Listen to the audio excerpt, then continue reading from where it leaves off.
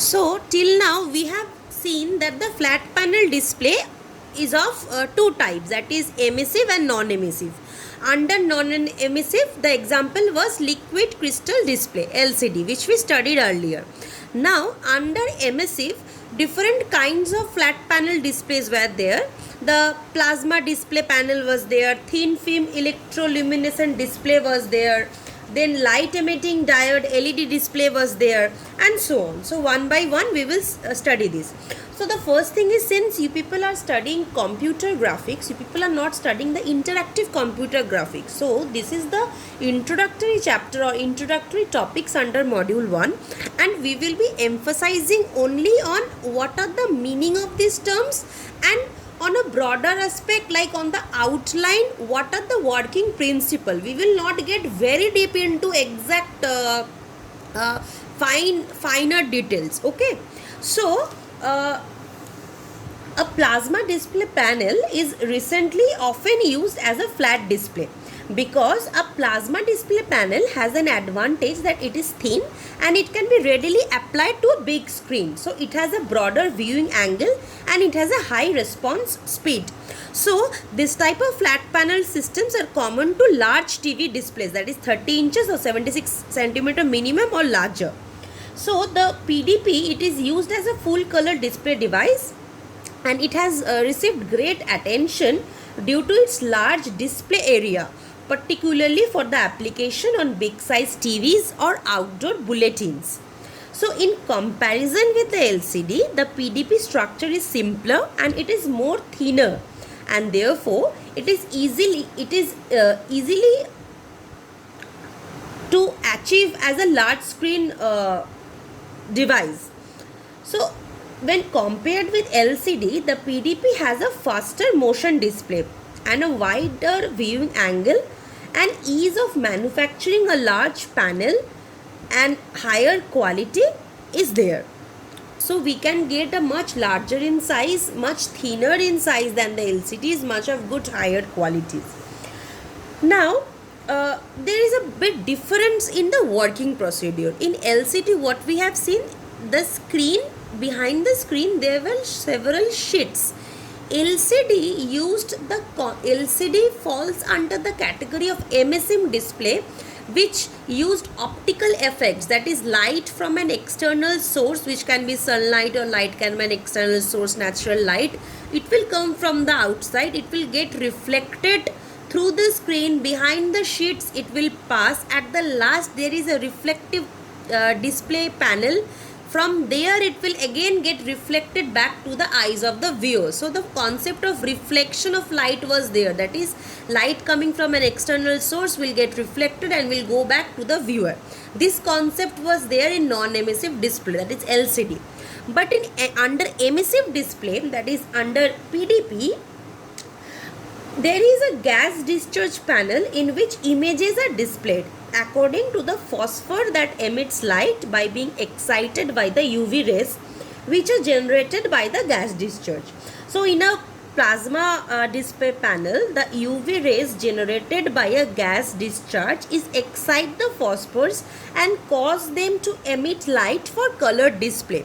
So this concept of phosphor getting excited and causing color is similar to the concept of color CRT, which we have studied. But the only difference is that here the concept of UV rays being discharged by a gas chamber, which is placed in between two panels, is there. This is the new concept. So a plasma display, it includes a front plate and a rear plate, and these two plates are sealed together and they have a space in between them which is filled with a dischargeable or ionized gas. So the display, it consists of two transparent glass panels with a thin layer of pixels sandwiched in between. So each pixel is composed of 3 gas filled cells or subpixels, that is one for red, one for green and one for blue. Now a grid of tiny electrodes, this applies an electric current to the individual cells, which causes the gas in the cells to ionize. Now this ionized gas, which is known as plasma, they emit high frequency UV rays which stimulate the cells, the phosphors, causing them to glow the desired color. So each individual plasma cell is switched on and off by its own electron. So a high definition plasma TV can have up to 6 million cells. In order to keep it simple, just remember that there is a front glass panel, there is a rear glass panel. In between the front panel and the glass panel, there is a section which is filled with electrodes and gas. Now when current is passed, these electrodes applies an electric current to the individual cells and individual pixels of RGB. Now this causes the gas to ionize. Then the ionized plasma, it emits high frequency UV rays which stimulates the phosphor cells on the screen and which causes them to glow the desired color. So this is the basic working principle of a plasma display panel. So the next type of emissive display which we will study is thin film electroluminescent display. The next type is thin film electroluminescent display. Its working principle is more or less same like the plasma display panel, but there is a slight difference. So the grid-like structure of the electrodes is same as in plasma display. So between the front and the back panel, there is a thin layer of an electroluminescent material. In plasma display panel, that region was filled with a gas which was ionized by application of electrodes when electric current passed through them. But here between the front and the back panel is a thin layer of electroluminescent material, and this material is generally zinc sulfide and is doped with manganese. Now this emits the light when in a high electric field. Okay, so when in a high electric voltage is applied to a pair of crossing of these electrodes, then the phosphor becomes a conductor in the area of intersection of these electrons. Then this electric energy is absorbed by the magnesium material, and then they release the energy as a spot of light, and this gives the glowing plasma effect in the screen. So the concept is more or less same, but the difference is that the region between the glass plates are filled with a phosphor like zinc sulfide doped with manganese instead of gas. And one disadvantage is it requires more power compared to plasma display device. So basically what happens is, since it requires a lot of more power which is not possible to give, so good color and accurate grayscale displays are very much difficult to achieve using this thin film electroluminescent display. So this thing is not a popular type of display. Then came, which we see nowadays, the famous concept of light emitting diode display, that is the LED display. The third type of emissive display is the light emitting diode display, that is the LED display, which are very much popular. So first there was the concept of CRT, then came the concept of liquid crystal being sandwiched between sheets of horizontal plates and vertical plates. Then came the concept of gas being sandwiched between front plate and rear plate. Then came the concept of zinc sulfide, a phosphor type of material being sandwiched between the two plates, glass plates. Then came the concept of this scan line refreshing of a CRT, but this is applied in a matrix of diodes.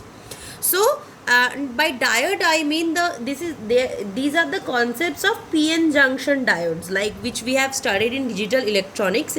I hope you people have studied this in basic electronics in semester 3, PN junction diodes and all, how the PN junction semiconductor, it moves to the forward region, how the N region and holes from P region they collide and all.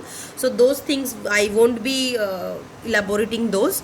So in light emitting, that is LED display, the matrix of diodes, these are arranged in order to form the pixel positions in the LED display. But similar to the scan line refresh system of the CRT, the picture definition, that is what is to be shown on the screen is stored in the refresh buffer. So the LED display information is read from the refresh buffer, and this is converted to the voltage labels that are applied to the diodes which produce the light patterns in the display. So the light emitting display is a semiconductor light emitting device. So the picture definitions are stored in the refresh buffer. Just like a scan line refreshing of a CRT, information is read from this buffer and converted to voltage labels that are applied to the matrix of diodes to produce the light patterns in the display. So this is all about the concept of flat panel displays, which includes emissive and non-emissive part. Under non-emissive was LCD, and under emissive there was 3 topics: plasma display panel, thin film electroluminescent display, and light emitting diode, that is LED display. So next thing, the next topic